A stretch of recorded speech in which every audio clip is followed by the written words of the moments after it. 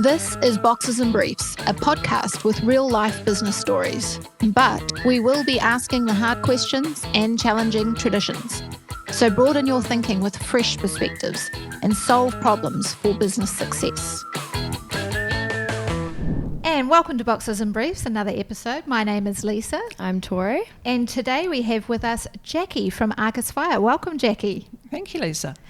I'd like to start off with, if you could introduce us about yourself, what it is that you do, tell us a little bit about why we've got you on the microphone. Right, okay. Well, Jacqui Bensemann, I'm Managing Director of Argus Fire. I've been in that position now for 27 years, I think. So came into that pretty green and built the business from what's a tiny business into relatively large business by New Zealand standards, still 100% New Zealand owned, and Nice. have a fabulous team around me. So what do? We do I give you the induction spiel now about our core purpose? Basically, we're a fire protection industry contractor, so we install and service fire protection systems throughout New Zealand. What I say to new people when they come into the business, our core purpose is to look after people, to look after the buildings and the businesses and everything that everyone believes needs to continue to prosper. And we do that by being the guardian angels in the ceilings when we... I like That's that. who we are. So that's our core purpose and why we must do it well, because people do depend on us. Yes, exactly. That's great. And what about you, though? What gets you out of the bed in the morning? What's Well, I'm your a why? natural nurturer. I realised that that's who I am. I love to look after things and grow things, be it businesses, be it gardens, and obviously people. So I grew the business by having the best people around me. You know, the old story, you only look as good as the people around you. Yeah. So if you've got really good people and you bring them through with you and you develop them with you, then you continue to prosper, and they do as well. I like that. So that's who I'm a nurturer. I did hear a quote about eagles and turkeys. Like, either you hang around on the ground with the turkeys or you try and soar with the eagles. It's about the people around you. Correct. But then It's a I good also one. felt a little bit insulted, like, am I the turkey then? We won't go anywhere into that conversation, I think. All right. What's your most interesting story on the subject of employee development? Right. Okay, I had to think about this one because there's, if you've been in business as long as I have, there's so many. But I think the one I like to talk about, I won't mention his name for privacy reasons, but he's a young man who joined us straight from school. And he started on the tools as a technician. He was a really, really smart young man, intuitive and a real out-of-the-box thinker. So he worked his way through branch management, and then he ultimately ended up as being one of my senior leaders. And he was the guy whom I still, and I miss him to this day, but because he would, like me, had the ability to think out of the box, come in with something sort of slightly left field, and some of the more most innovative ideas, and certainly some of our biggest leaps forward in terms around technology in particular, he was at the forefront of. Wow. So where is he now? Well, he decided to go off and do his own thing, which is great. I get a lot of pride in watching how successful he is, but the problem is he's too successful because he's now become one of our strongest competitors. Oh, no. So frustrating at one level, but also a source of pride. Yeah. So did you see those qualities in him and just thought, I think, you've got potential to grow here, and sort of... He's just one of those people who grew with the business. It just happened. Yeah. And, when you meet Naturally. someone, you actually you either gel or you don't. Yes. And there are a few people in the business whom I've gelled with, and they're still with me. Yeah. Close on 20 years on. Yeah, for sure. Yeah, and they've all helped me. Yeah. And grown with the business with Definitely. me. It's been fun. Love it. All right, on employee development, what's your biggest tip in that area? Because from my point of view, I always hear good stories about the people who work in Argus. Oh, well, that's nice to know. Yeah. Thank you to whoever told you that. Some of our own as well. Yeah. Well, we look after our people. We do truly believe, and I think our actions demonstrate it, that if you look after people, they will look after you, and if they look after you, you will look after them. Okay, so it's always what we call a win-win relationship. Yeah. It also comes down to core values. I often say it's like a marriage or any relationship. If the values of the business do not align with the person, it's not going to be a long-term relationship. And so we focus a lot on the people's values when they come into the business about whether they're going to be a good fit or not. Yeah. But the one thing I think is the go-to is when we are looking for a new person for a particular role, we do an assessment before we even meet them. Okay, so we'll receive the CVs. Yep. We will look at them and think, actually, that person's got the right skills. Yep. We then ask them to go on an online portfolio called Assess Systems. Can't recommend it strongly enough. And they fill out all these questions, and out of it comes a couple of things. One is their fit for the role, and one is how they work and what environments they like, how they like to be managed, how they like to be remunerated, what excites them, and all those sorts of things. Deeper questions. And it's really, really useful because there are some roles that you really want a people person for, who you don't really care whether they want to sit at a desk doing admin all day. And then there's another person you don't actually care if they're really rude to everyone. You just want a really good data person who's going to get in there and do it. And to me, that's the one tip I can give, because out of that comes the ability to pick the right person. And not try to fit them in a person who might have all the right skills but none of the right attributes. A little Facebook stalk, maybe. Well, but that's the other thing. Yeah, and out of this systems comes actually questions to ask in the interview to pry a little bit further into what they may have identified as areas that you need to understand better. Yeah. So useful. Yeah, I've always found, even in this podcasting journey, when we write articles for people, the first question is not the question. It's all the questions that come out of the answer that they give. Yeah. Perfect. Lovely. Well, as you may know, I was married to a journalist for many, many years, and sometimes I go into meetings. Right, guys, I'm coming here with David's, my late husband's little head on here, and I just keep asking questions, and they get so cross with me. But until I get the answer, till you get to the gold or the real, until I understand. True. Yes. Okay. We've got a question here. What will we not see coming in the future in regards to employee development trends, maybe? Well, there's the obvious one that's already here, and that's the working from home and the flexibility. I think what I'm struggling to get my head around is how to build a culture, how to really get that team spirit with people. What we're finding is that so many people are wanting to work from home. Completely understandable. I get that, particularly in the larger cities where commutes are difficult, and if you've got childcare problems, all those things.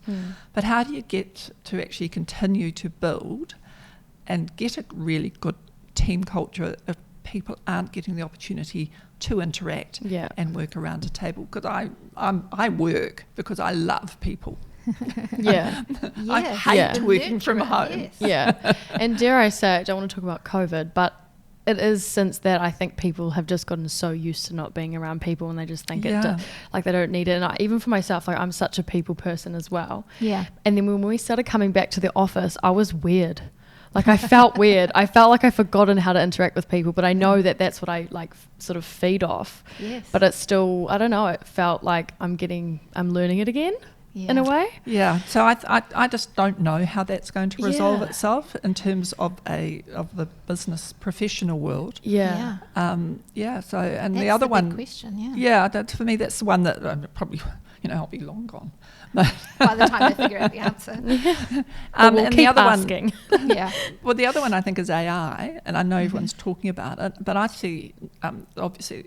I see it as a huge opportunity for those who spend the time to understand it.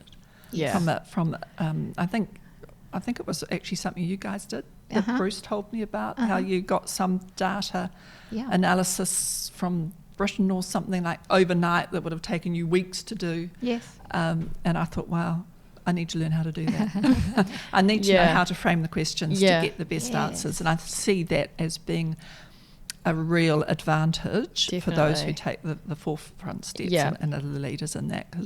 And that's very top of my mind at the moment.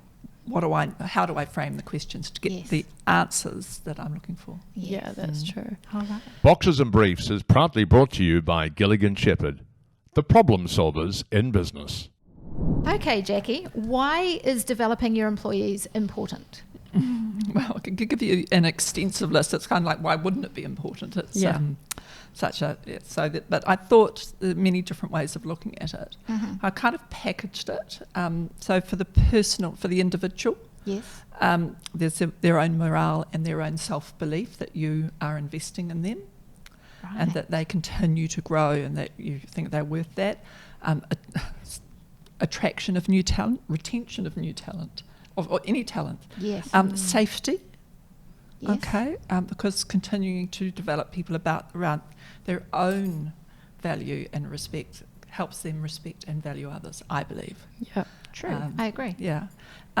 So that, I think, is it's the individual. Mm-hmm. From the customer, obviously continuing to improve your service levels to them, and their experience, the client experience, innovation around new ideas, new product, all that stuff, and efficiency, Mm-hmm. new technology, or that. So for the client, there's the benefit there. For the businesses, well, sustainability, succession, growth, reputation, financial, is like everything there, Yeah. really. And compliance from our particular industry, we're incredibly compliance-driven Yeah. industry. Mm-hmm. So it's so critical that we keep our people focused and current, so they really understand that what they're doing matters, and to do it properly matters. So it's kind of like a don't get left behind. Well, if you don't develop, you're going to get left. You won't have a business in a year's time. Yeah. Because things are changing so fast in this world. Yeah. We've just already talked about working from home. Yes. And there's a certain, I think, a lot of development was needed individually. About being able to work from home. I say I'm not good from working from home. Even at university, I had to go to the library to study because I have no self-discipline. There's always something better to do at home. Yeah. And I'm a little bit like that at work. When during lockdown I was so structured. I'd get up, I'd get dressed properly. Yep. I'd go into the study. Yep. And work. Yep. And then 5 o'clock, turn off the computer, change, and go downstairs for a gin and tonic. Oh, That actually sounds so like good. Yeah. I really liked what you said earlier about the give-give relationship. Like if you're giving your employees the opportunity to learn, grow, develop, you're giving them something, they're going to give it back. Have you ever come across somebody that you've given them and they haven't given back? Oh, all the time. All the time? Yeah. It's common? Not common. I'd probably say 10%. Okay. And often when you drill into it, you find out that there's all sorts of stuff going on in the background, Yeah. generally in their personal life, and they, for whatever reason, they're not understanding the value of the opportunity you're giving them.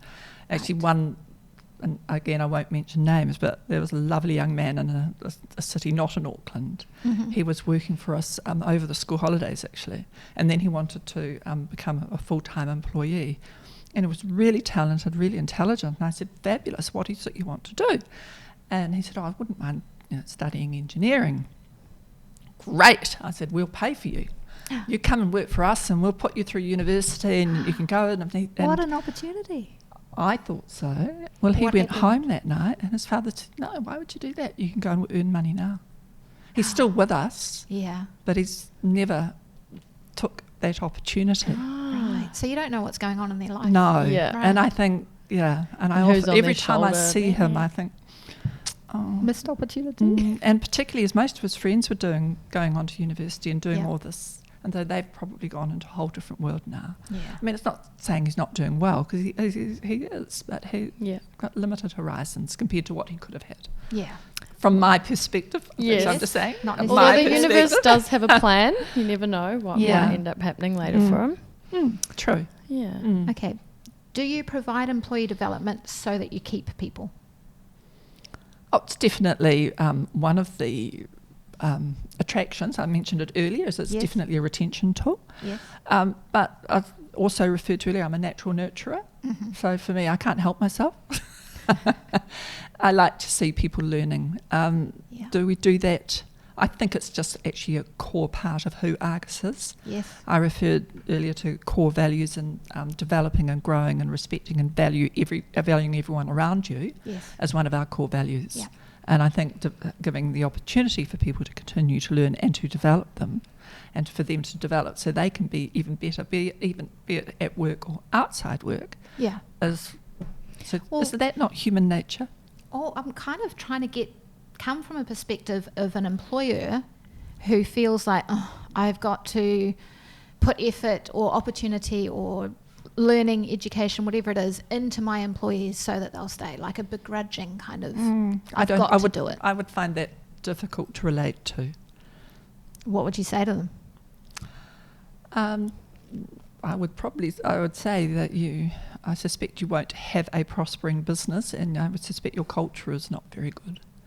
And how long do you keep your people? Because they will go and find opportunities elsewhere. Unfortunately, when you do develop your people, in New Zealand in particular, as I gave the story earlier, if they're ambitious young people, if they don't see an opportunity for them to continue to they get to the top in your own business, what are they going to do?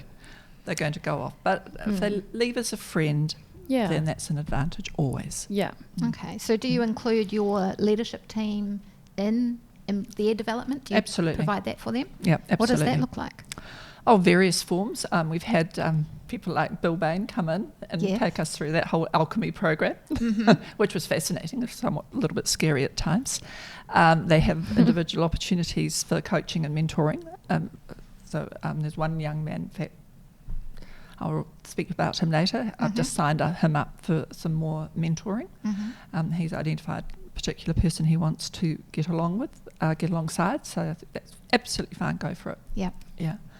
I cannot think of any time actually that I've turned down an opportunity for someone to go and do some personal development somewhere. Yeah, that's great. It's just that's awesome. Well, it's good for them. It's good for us. It's good for everyone. It seems to be the root underneath why we hear these great stories about Argus employees. We don't get it right all the time, Lisa, but we try. No, I'm sure. But, I mean, what do they say? It takes, for one person to complain, it takes 7 people to say something good, and if all I'm hearing is good, then there can't be that much to complain. All right. Let's hear the stories about employee development, the good and the bad. Okay. Well, I'll start off with the not so good. Okay. So this is, again, someone who, this is somebody who's a very capable person. He was very good at what he did. He had come and worked through the tools. He was very ambitious and had a very ambitious partner. A management opportunity came up and he really wanted it. And I thought, right, we'll give him an opportunity. Okay. And, well, it didn't end well for any of us. It really was a case where we tried to fit a square peg into a round hole. And it had terrible outcomes for everyone. For him, for his personal life, for the people, the team around him, for customers, for everyone. Because when you do that, everyone suffers. Well, can you now, in hindsight, see what the red flags were? Absolutely, yeah. What were they? Me having to spend a lot of time coaching him, him not understanding key, I would have thought, management instinct. Right. He was about to go off, a fabulous opportunity. We had an opportunity to go and do some deep, some blue water sailing. Oh, okay, yeah. So I needed to go away for about a month. I thought, oh, absolutely, what a great opportunity. Go. Yeah. And then about 2 weeks before he was due to go, I went in and I was looking through some of the management metrics. And I looked and I thought, heck's going on here? And it wasn't an Auckland operation, so I got him on the phone. I said, what's going on? I need, blah, blah, blah, blah. And he said, oh, yeah, okay, sorry, I forgot about that. And it was pretty critical stuff. I said, what I'm looking here tells me when you come back in 4 weeks' time, there's not going to be a business here. You need to find out whether what I'm seeing is true. But that was the really first flag, and that was that he's distracted. He didn't understand what being a manager is. Yeah, he didn't get the responsibility. Yeah, really. Right. Yeah. But it was probably about a year later before we actually had to sit down and he actually transferred within the business to another role. But that didn't. By that stage, I think his morale had been so. He felt disillusioned. He felt let down. Yeah. He felt betrayed, not necessarily by me, but certainly by some of his team, whom basically had to say either he goes or we go. Yeah. and all those things. So yeah, it's terrible. Nobody wants that for anyone. No. Not for the people that he's working with, certainly not for him, not for the customers who are probably getting poor service. It's never a happy situation. What would you have done differently to avoid it? I think what we have done subsequently when we've had square pegs trying to fit into a round hole, again, we go back to that assess systems. Okay. You take them through what their strengths and weaknesses are, and you help them identify and see what they're really good at, what they really love doing, and guide them into that channel. And we've got some fantastic technical people, but they're never going to be managers. So please not. Learn that lesson. But they love getting out on site and solving the problems, and you send them all over the country to help others be better. And so you share their knowledge. And those sorts of things. There's always roles for people. It's just making sure, because a lot of people think being a manager is the like it's kind of the title for them or something. It's good for their ego. But really it's like to be a manager is to be a leader, and if you're, like, I'm not going to box in people or whatever, but a technical person might just be really into solving the problem, head down, get it done. And they're often hands-on people. And then sort of, I don't know, a manager, a leader kind of needs to have that sort of, come on everyone, like sort of the cheerleader. I don't know. It's just a whole different set of qualities. A leader understands what the team is, and it's getting the best out of the team. True. And understanding your own weaknesses as well. Okay, well, I'm guessing from these learnings you have a success story. I do. Yes, I do, fortunately. And, this one I can name. I did ask his permission. It's a man who works directly with me. He's worked with me for 18 years now. Nice. And his name's Bryce Donaldson. He's one of my general managers. So Bryce came, he left school. Bryce was not a happy student. He's got a little bit of ADHD in him there somewhere. I can relate. So he was probably in trouble at school all the time. So he left school. He became an electrician's apprentice. That electrician went in bankruptcy, I understand. And then the electrician very kindly took him to one of our competition, Wormald, where he went and worked as a technician. Now, he's a bright young man. He's a real people person. Okay. And so they quickly understood he had potential. They moved him into, I think, a supervisor's role, and then he moved into a junior management position in Wormald. And that's when he came over to us in about 17, 18 years ago. And I met him.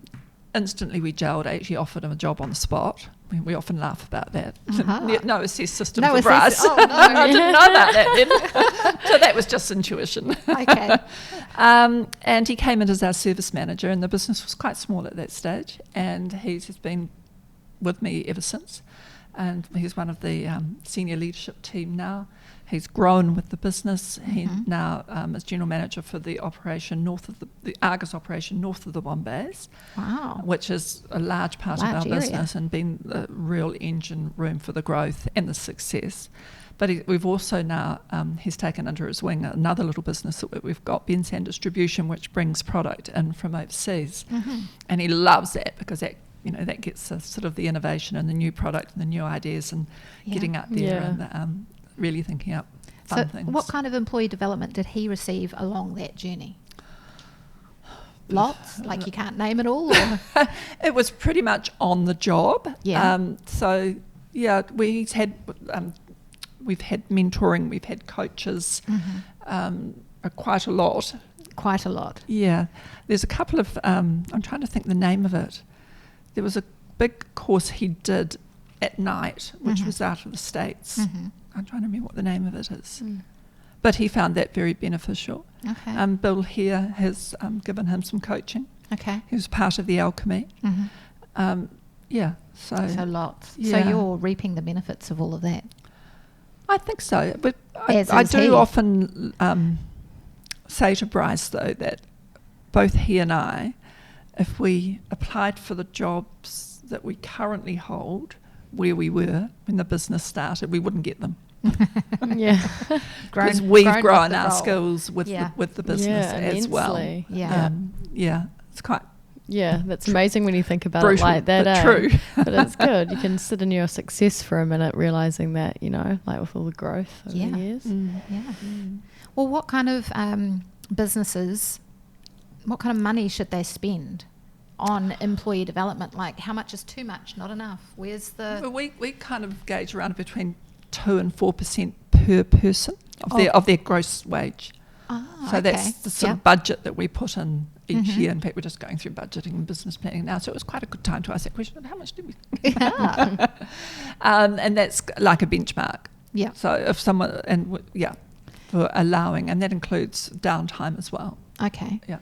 So your employers are able to say what they want to further development in. The old personal development plan. Or the Argus and Me chat, as we call it. Okay. Yeah. But we've actually just completely reinvented that last year because the PDPs, as we used to call them, are varying success. Mm-hmm. But we've turned it much more into a conversation. Yeah. About what do you want to do? Yeah. What is it you love doing? What have you enjoyed doing this year? Yeah. And what is it? How can we help you do that? I love that. Yeah. So it's much more of a conversation. Yes. It's not a development plan. Yes. Yeah. But out of it does come opportunities to discuss, well, this is what I see you do really well, Lisa. And, Yes. And I think you should really focus your attention on that area because that's what you excel at. And we as a business are going to help you fill the gaps that you're not so strong at. Oh, that would just make me feel so wonderful. If I was the employee having that conversation. Because we've all got, and I laugh because Bryce and me and some of my other senior leadership team, we've all got strengths and we've all got weaknesses. True. I'm not a detail person. Mm-hmm. And that I had to take one of my young men to side today, Charles, and he's so detailed. God, I don't know how he does it. I'm the big thinker and you're the detail person. Thank God you're here, otherwise business will be in real trouble. That's true. Yeah. That's awesome. Okay, well, just to wrap it up, what is the one thing our listeners should take away from this podcast about employee development? Know your people. Get to know them. Take the effort to get to know them, even before you meet them, like assess systems, so you know their strengths. Yeah. Don't try and fit the person to the job. Fit the job to the person. Oh, I like that. Okay, because square pegs, round holes. Yes. I've already referred to Goes that. wrong. It only ends in tears for everyone, Yeah. Yeah. as I can testify to. And I hate it when I see that happen. Yeah. So, Yeah. yeah. Well, thank you so much, Jacqui. Yes, If our thank listeners you. want to get in touch with Jacqui with any questions, you can try and search her out on LinkedIn. Yep. But thank you so much for your time. We really appreciate it. Yes, My pleasure. Thank you. Boxes and Briefs is proudly brought to you by Gilligan Shepherd, the problem solvers in business.